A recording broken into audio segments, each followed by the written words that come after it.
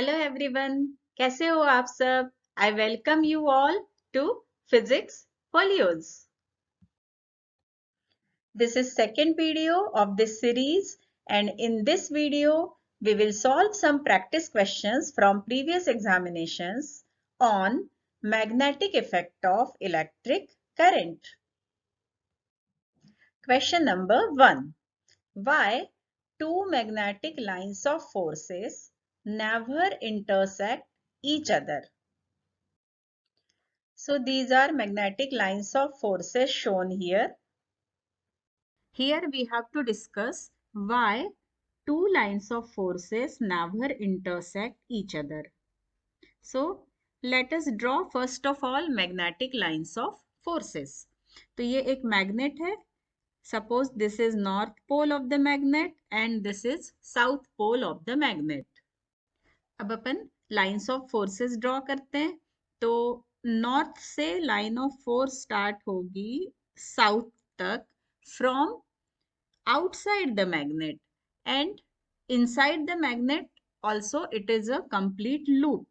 तो ये दिखाने की वैसे जरूरत नहीं होती है, बट जस्ट आपको ये पता होना चाहिए कि जो मैग्नेटिक लाइंस ऑफ फोर्सेस होती है दे आर कंप्लीट लूप. अब देखिए, यदि हम कोई भी एक पॉइंट ले लेते हैं, लाइक ये एक पॉइंट ले लिया P, और इस P पॉइंट पर यदि इस लाइन ऑफ फोर्स को एक टेंजेंट ड्रॉ करे, तो ये जो टेंजेंट ड्रॉ की है ये कौन से फैक्टर का यानी कौन सी क्वांटिटी का डायरेक्शन बताती है? तो ये जो टेंजेंट है, tangent drawn to the given point, it shows the direction of magnetic field या direction of magnetic field intensity.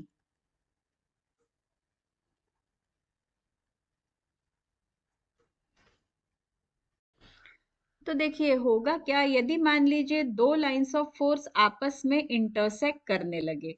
जैसे मान लीजिए ये एक लाइन है और ये एक लाइन है जो ऐसी इंटरसेक्ट करते हुए आ रही है. तो here we are having a point of intersection,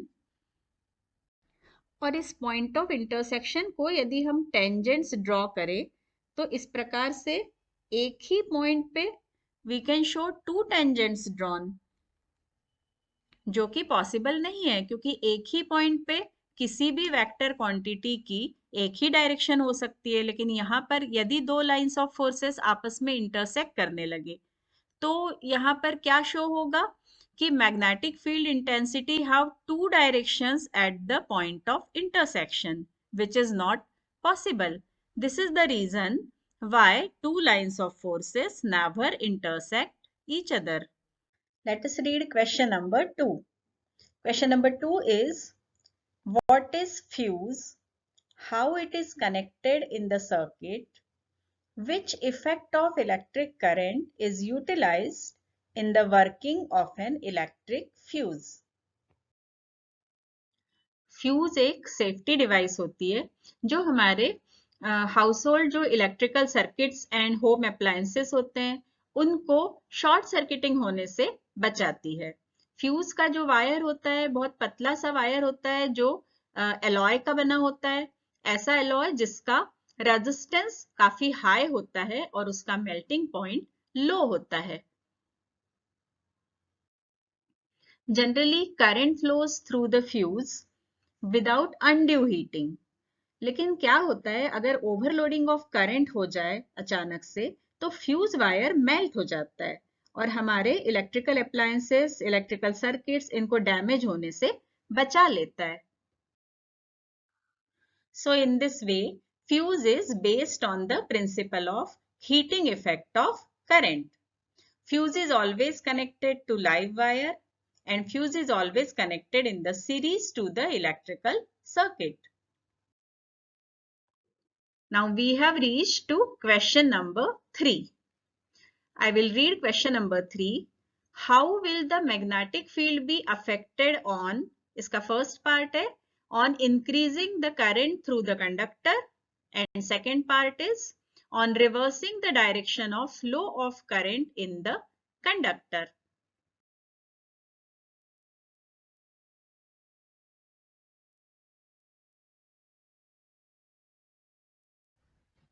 तो देखिए मान लीजिए ये कंडक्टर है और इसमें से आई करंट फ्लो हो रही है।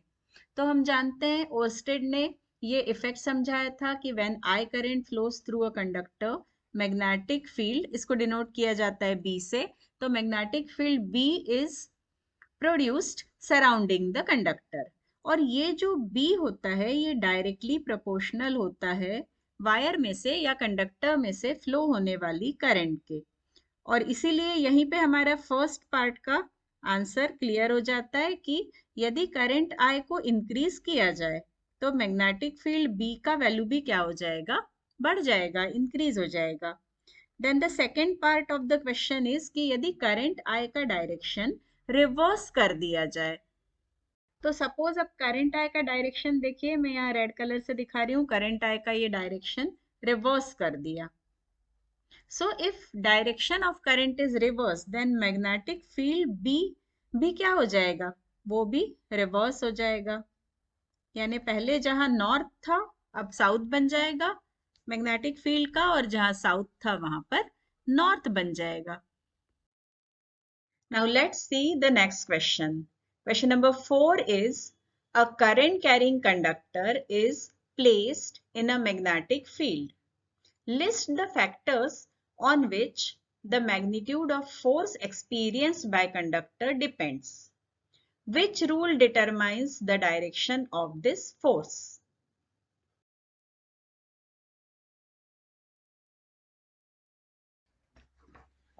Let us consider this is a magnetic field. Parallel lines show the field is uniform.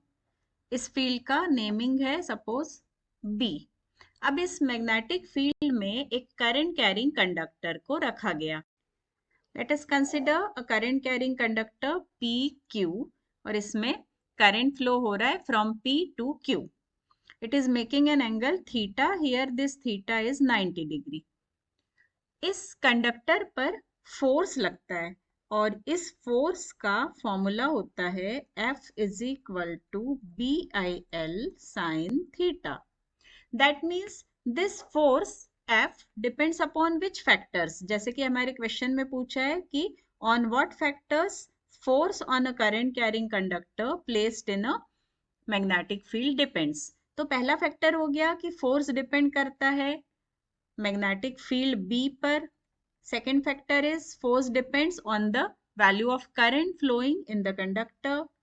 Third factor is force depends upon the length of the conductor.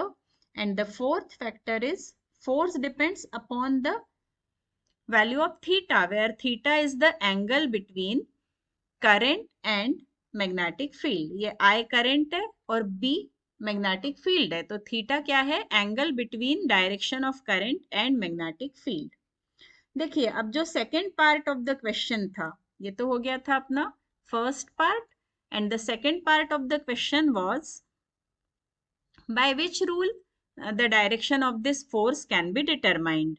So the direction of the force can be determined by Fleming's left hand rule.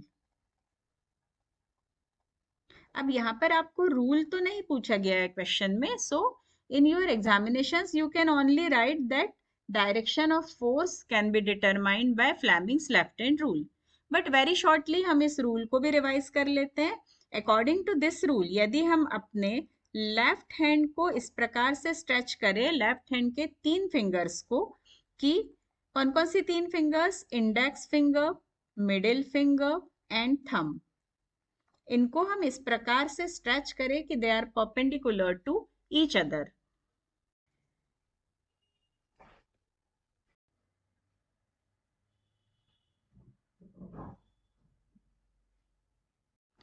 So in this way यदि index finger show कर रही है magnetic field का direction, middle finger show कर रही है current का direction, then thumb will show the direction of force, magnetic force on the current carrying conductor का डायरेक्शन कौन से रूल से हम फाइंड आउट कर सकते हैं. That rule is Fleming's left hand rule. Next question is question number 5. This question is objective type question. A current carrying conductor experiences a maximum force in a magnetic field when it is placed. Option A is parallel to the magnetic field. Option B is perpendicular to the magnetic field. Option C is at an angle of 45 degree to the magnetic field. And option D is at an angle of 60 degree to the magnetic field.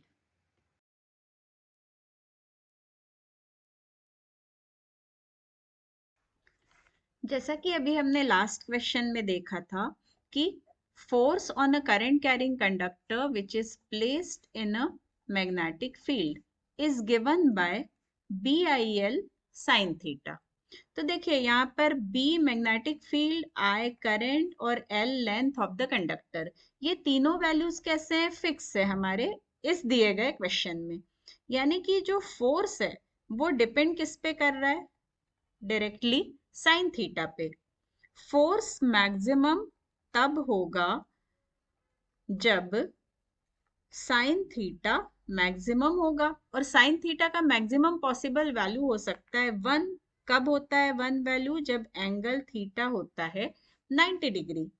It means if this is a magnetic field and if a current carrying conductor is placed perpendicular to the field, then theta will be 90 degree and the force on the conductor PQ placed in the magnetic field is maximum. So which option is correct option?